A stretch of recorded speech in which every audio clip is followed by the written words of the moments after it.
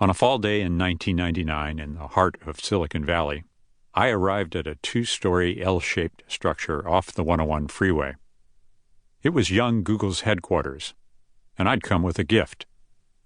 The company had leased the building just 2 months earlier, outgrowing a space above an ice cream parlor in downtown Palo Alto.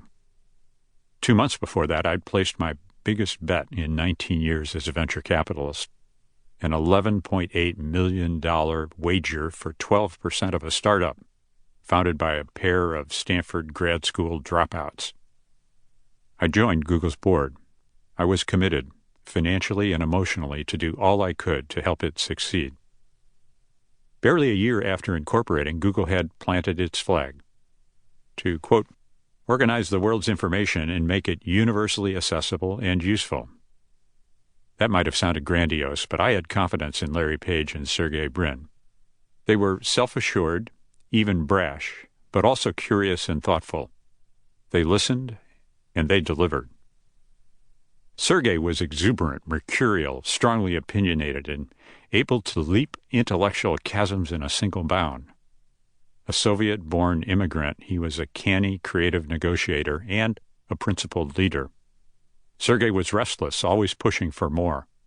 He might drop to the floor in the middle of a meeting for a set of push-ups. Larry was an engineer's engineer, the son of a computer science pioneer. He was a soft-spoken nonconformist, a rebel with a 10x cause, namely to make the Internet exponentially more relevant. While Sergey crafted the commerce of technology, Larry toiled on the product and imagined the impossible. He was a blue-sky thinker, but with his feet on the ground. Earlier that year, when the two of them came to my office to pitch me, their PowerPoint deck had just 17 slides, and only 2 with numbers. They added 3 cartoons to kind of flesh out the deck. Though they'd made a small deal with the Washington Post, Google had yet to unlock the value of keyword-targeted ads.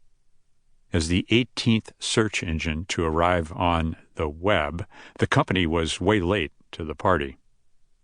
Ceding the competition such a long head start was normally fatal, especially in technology. But none of that stopped Larry from lecturing me on the poor quality of search in the market and how much it could be improved, and imagine how much bigger it would be tomorrow. He and Sergey had no doubt that they would break through, never mind their lack of a business plan. Their PageRank algorithm was that much better than the competition, even in beta. I asked them, how big do you think this could be? I'd already made my private calculation. Namely, if everything broke right, Google might reach a market capitalization of $1 billion. But I really wanted to gauge their dreams.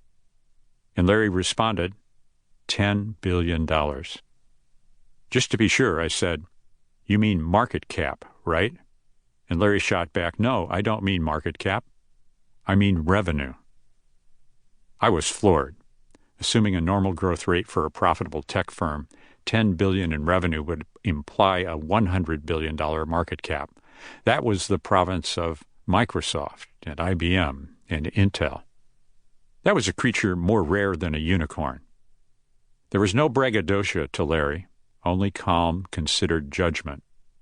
I didn't debate him. I was genuinely impressed. He and Sergey were determined to change the world, and I believe they had a shot. Long before Gmail or Android or Chrome, Google brimmed with big ideas. The founders were quintessential visionaries with extreme entrepreneurial energy.